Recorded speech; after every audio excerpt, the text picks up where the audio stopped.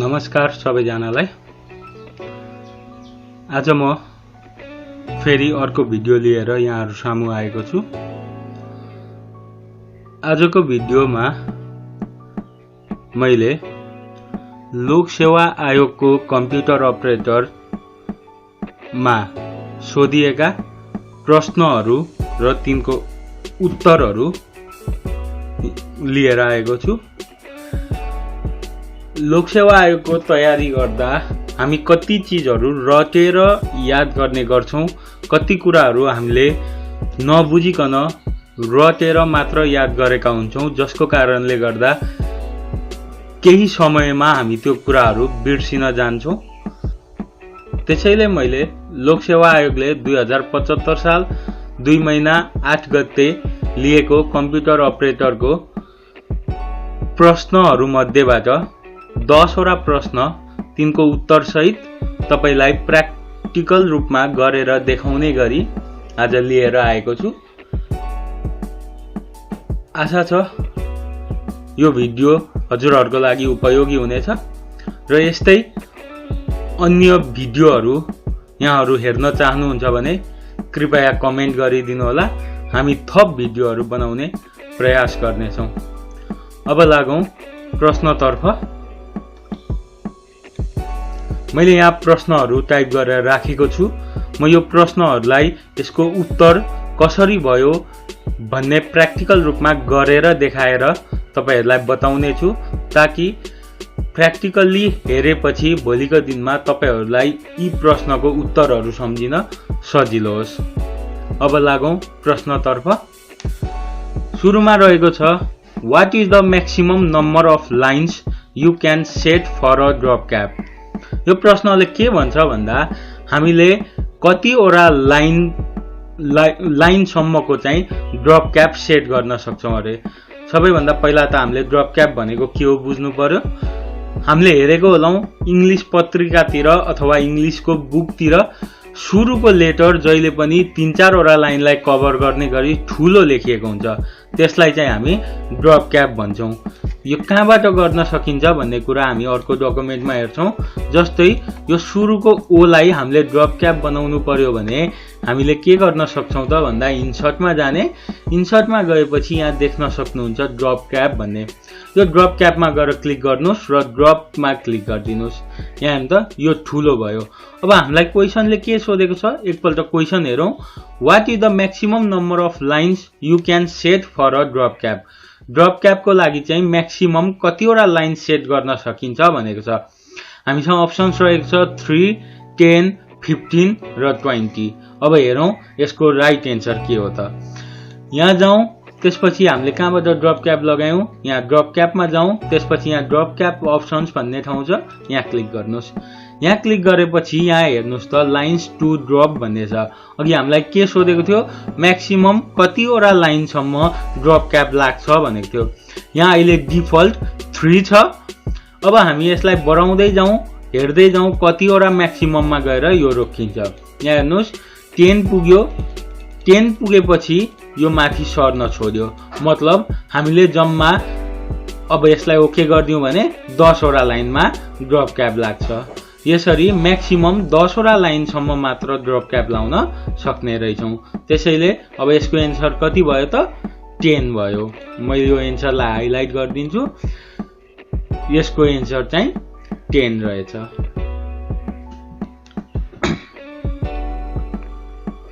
त्यस्तै अब अर्को क्वेशन छ हाम्रो, the maximum number of columns in a table of word document is.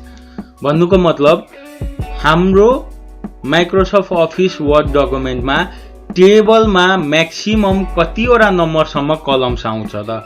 यो पनि हामी चेक गरेर हेरौं। अप्सन्स भनेको 65, 64, 63 र 62। 62 देखि 65 सम्मको अप्सन्सहरु रहेको छ। हामी यसलाई पनि यहाँ वर्ड डकुमेन्टमा हेरौं। मैले यसलाई मेटाइदिए, यो सकिसक्यो।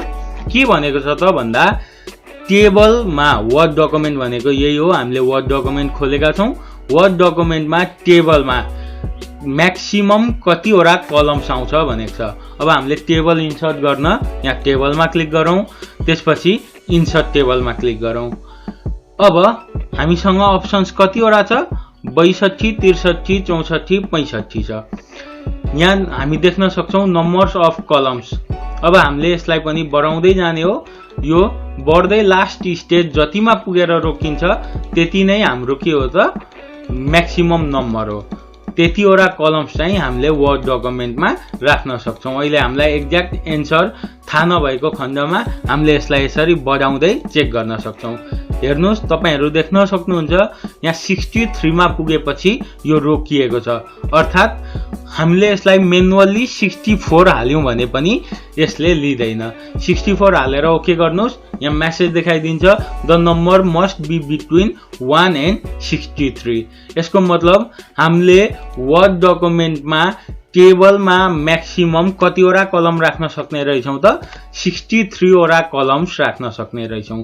63 क्लिक गरेर ओके गरिदिनुस्। यहाँ हाम्रो 63 वटा कलम्स भएको टेबल इन्सर्ट हुन्छ।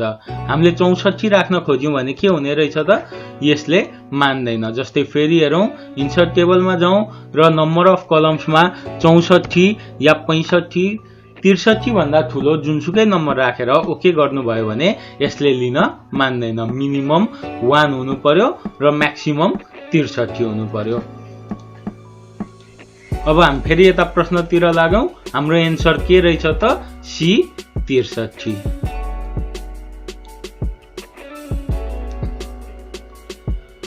त्यसपछि अर्को क्वेशन रहेको छ the default top margin in a word document is. हाम्रो यो वर्ड डकुमेन्टमा मार्जिन भनेको चाहिँ म अर्को डकुमेन्ट ओपन गरेर बुझाउँछु।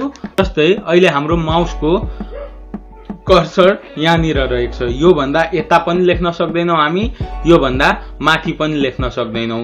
यो भनेको चाहिँ के हो त मार्जिनको कारणले, र यो डिफल्ट मार्जिन हो। अब हाम्रो वर्ड डकुमेन्टमा टप मार्जिन भनेको यो पेपरको माथिको भागबाट यो माउसको कर्सर भएको यो बीचको स्पेस जुन छ यसलाई टप मार्जिन भनिन्छ। अब यो टप मार्जिन चाहिँ कति रहेको छ त डिफल्ट हेर्नको लागि हामी के गर्न सक्छौं भन्दा पेज लेआउटमा जाने। पेज लेआउटमा गएर यहाँ मार्जिन भन्ने ठाउँ छ, यहाँ क्लिक गरिदिनुहोस् र मार्जिनमा क्लिक गरेपछि तलपट्टि हेर्नुहोस् कस्टम मार्जिन भन्ने ठाउँ छ, यहाँ क्लिक गर्नुहोस्।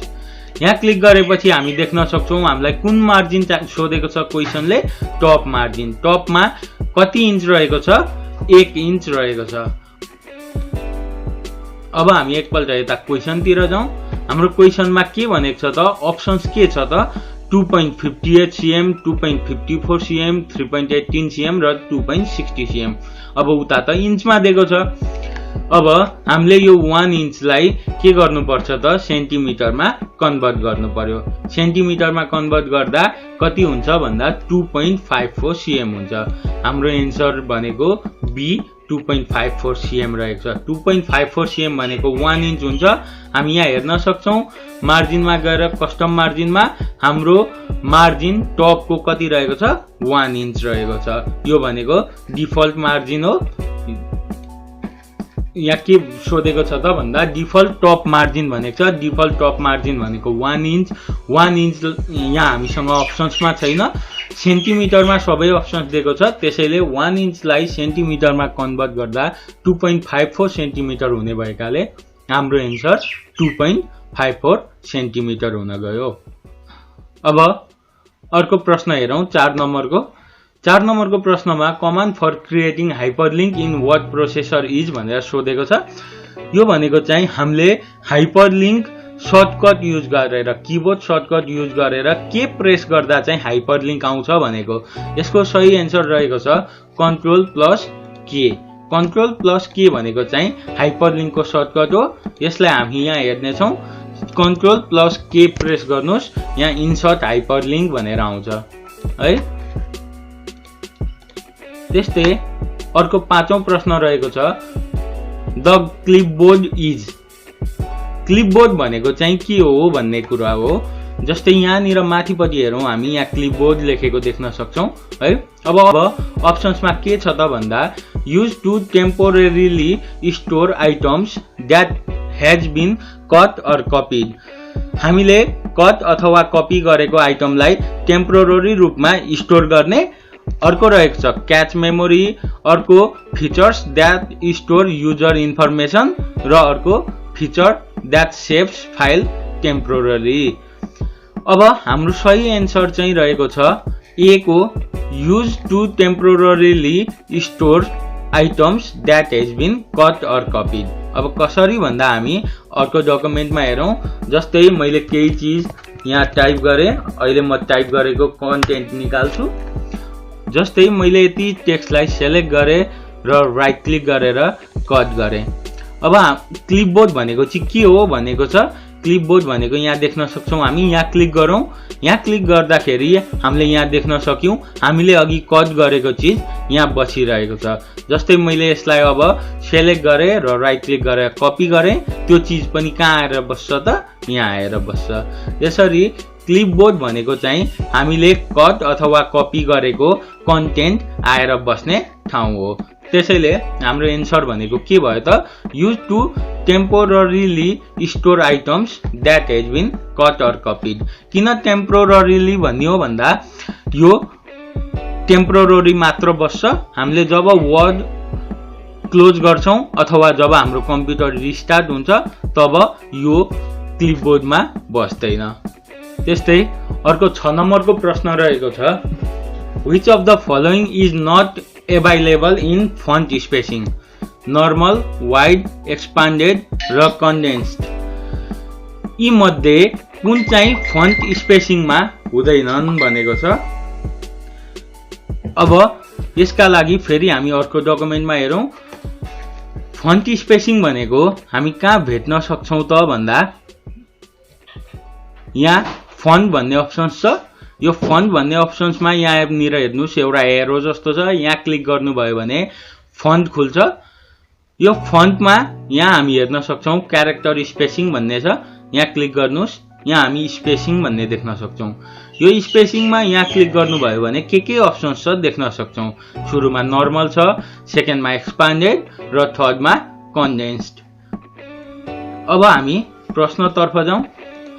हाम्रो यहाँ भएको अप्सन्स के छ त, नर्मल, वाइड, एक्सपान्डेड र कन्डेन्स्ड। अघि हामीले हेर्यौं हामीसँग त्यहाँ स्पेसिङमा के थियो, नर्मल थियो, सेकेन्डमा एक्सपान्डेड थियो, थर्डमा कन्डेन्स्ड थियो, वाइड थिएन। त्यसैले हाम्रो यसको एन्सर चाहिँ के हो त, वाइड हो। कुन चाहिँ फन्ट स्पेसिङमा अभाइलेबल हुँदैन भनेको छ, नर्मल अभाइलेबल हुन्छ, एक्सपान्डेड पनि अभाइलेबल हुन्छ, कन्डेन्स्ड पनि अभाइलेबल हुन्छ, वाइड अभाइलेबल हुँदैन। त्यस्तै अर्को 7औं नम्बरको प्रश्न छ, which of the following shortcut key combination is use to insert a new slide in current presentation. यसको लागि पहिला हामी एउटा प्रेजेन्टेसन ओपन गरौँ।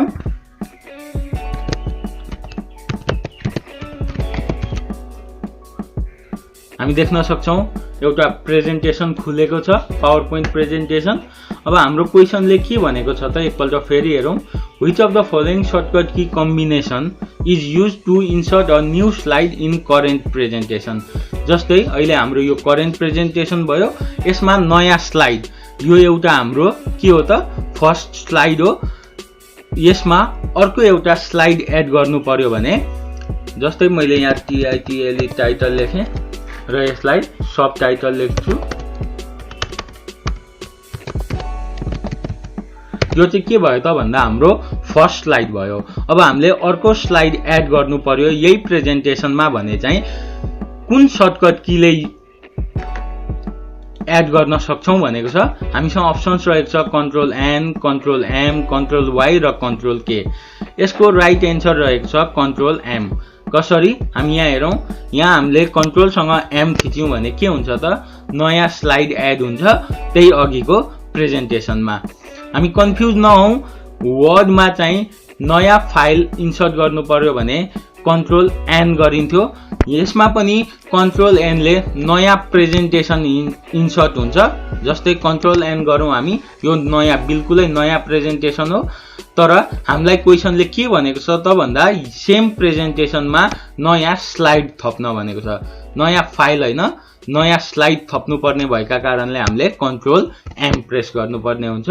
त्यसैले यो कन्ट्रोल एम राइट एन्सर हो। त्यस्तै अर्को 8 नम्बरको प्रश्न रहेको छ, which is not a type of indent available in MS Word। MS Word मा इन्डेन्ट भन्ने एउटा सेक्सन छ। यो इन्डेन्ट भन्ने सेक्सनमा चाहिँ कुन चाहिँ पर्दैन भनेको छ क्वेसनले। यहाँ हामीसँग अप्सन छ राइट इन्डेन्ट, लेफ्ट इन्डेन्ट, सेन्टर इन्डेन्ट र ह्याङ्गिङ इन्डेन्ट। हेरौँ अब हामी अर्को वर्ड डकुमेन्ट ओपन गरेँ मैले। हामी यहाँ हेर्न सक्छौँ प्याराग्राफ भन्ने अप्सन्स छ। यो प्याराग्राफ भन्ने अप्सन्सको साइडमा यो एरो छ, यहाँ क्लिक गर्नुहोस्। यहाँबाट हामी इन्डेन्ट हेर्न सक्छौँ। यहाँ हामी देखिरहेका छौँ इन्डेन्टेसन भन्ने अप्सन छ। यहाँ हेरौँ लेफ्ट इन्डेन्ट छ, राइट इन्डेन्ट छ, त्यस्तै यहाँ स्पेशल भन्ने ठाउँ छ। यो पनि इन्डेन्टेसनकै सेक्सन हो। यहाँ क्लिक गर्नुभयो भने हामीले ह्याङ्गिङ भन्ने इन्डेन्टेसन पनि देख्न सक्छौँ। हामीसँग लेफ्ट इन्डेन्ट छ, राइट इन्डेन्ट छ, ह्याङ्गिङ इन्डेन्ट छ। अब हामी क्वेसनको अप्सन्सतिर जाउँ। राइट इन्डेन्ट छ हामीसँग, लेफ्ट इन्डेन्ट छ, ह्याङ्गिङ इन्डेन्ट पनि थियो। हामीसँग कुन थिएन त भन्दा सेन्टर इन्डेन्ट थिएन। त्यसैले यो क्वेसनको एन्सर चाहिँ के हो त सेन्टर इन्डेन्ट हो। त्यस्तै अर्को 9 नम्बरमा रहेको प्रश्न छ, what is the keyboard shortcut for creating a chart from the selected cell range. यो भनेको चाहिँ हामीले माइक्रोसफ्ट एक्सेलमा कुनै पनि सेलमा भ्यालुहरू राख्यौं र त्यसको चार्ट इन्सर्ट गर्न खोज्यौं भने, त्यसको चार्ट इन्सर्ट गर्न चाह्यौं भने कीबोर्डको कुन सर्टकट की प्रेस गरेर इन्सर्ट गर्न सक्छौं भनेको छ।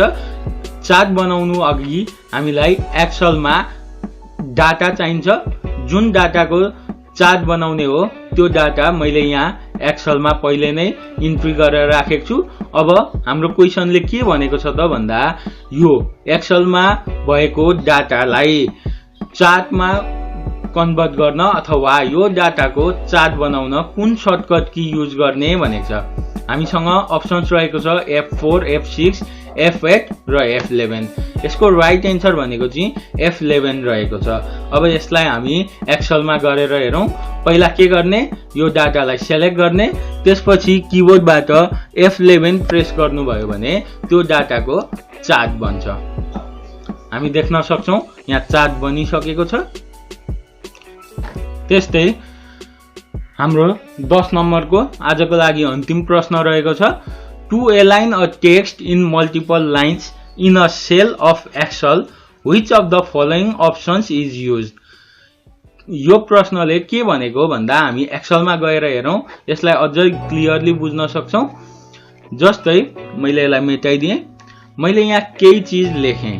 सपोज मैले यहाँ प्रोलिफिक कम्प्युटर टाइप गरेँ। म यसलाई अलिकति साइज बढाइदिन्छु ताकि तपाईहरुलाई देख्न सजिलो होस्। अब हेर्नु त यो एउटै सेलमा आटेको छैन, यसले 4टा सेल अकुपाई गरिरहेको छ। तर हामीले यसलाई एउटै सेलमा 2 लाइनमा मिलाएर राख्नु पर्यो भने चाहिँ हामी के को प्रयोगबाट राख्न सक्छौं भनेको छ। यसको लागि हामी अप्सन्स हेरौं, merge cell, shrink cell, wrap cell र डबल सेल भन्ने अप्सन छ। यसको सही एन्सर चाहिँ नम्बर 3 वार्प सेल रहेको छ। कसरी यसलाई हामी एक्सेलमा गरेर हेर्छौं। जस्तै हाम्रो यो सेलमा प्रोलिफिक कम्प्युटर लेखेको छ, एउटै सेलमा आटेको छैन। यसलाई एउटै सेलमा हटाएर 2टा लाइनमा बनाउनु पर्यो भने हामी कहाँबाट बनाउन सक्छौं भन्दा यहाँ एलाइनमेन्ट भन्ने ठाउँ छ। यो एलाइनमेन्टको यहाँ साइडमा एरो छ, यहाँ क्लिक गरिदिनुस्। यहाँ क्लिक गरिसकेपछि यहाँ एलाइनमेन्ट खुल्छ। यहाँनिर हामी हेर्न सक्छौं वार्प टेक्स्ट भन्ने अप्सन छ। यहाँ क्लिक गर्नुहोस् र ओके गर्। अब यहाँ हेर्नुहोस् यो 2टा लाइनमा मिलेर बसेको छ। एउटै सेलमा डबल लाइनमा प्रोलिफिक कम्प्युटर आटेर मिलेर बसेको छ। हाम्रो क्वेसनले के भनेको थियो, to align a text in multiple line in a cell. एउटै सेलमा मल्टिपल लाइनमा कसरी लेख्न सकिन्छ भन्ने क्वेसन थियो। एउटै सेलमा मल्टिपल लाइनमा हामीले कहाँबाट लेख्न सक्ने रहेछौँ त? एलाइनमेन्टमा गएर वाइप टेक्स्टमा क्लिक गरेर ओके गर्यौँ भने एउटै सेलमा मल्टिपल लाइनमा लेख्न सक्ने रहेछौँ। आजका लागि यिनै 10 महत्त्वपूर्ण प्रश्नहरू लिएर आएको थिएँ। आगामी दिनमा यहाँहरूको सल्लाह सुझाव र यहाँहरूको कमेन्टका आधारमा अझै नयाँ भिडियोहरू, अझै यस्ता इम्पोर्टेन्ट क्वेसनहरू लिएर यहाँहरूमाझ उपस्थित हुने नै छु। आजका लागि यति नै। हस् त, धन्यवाद।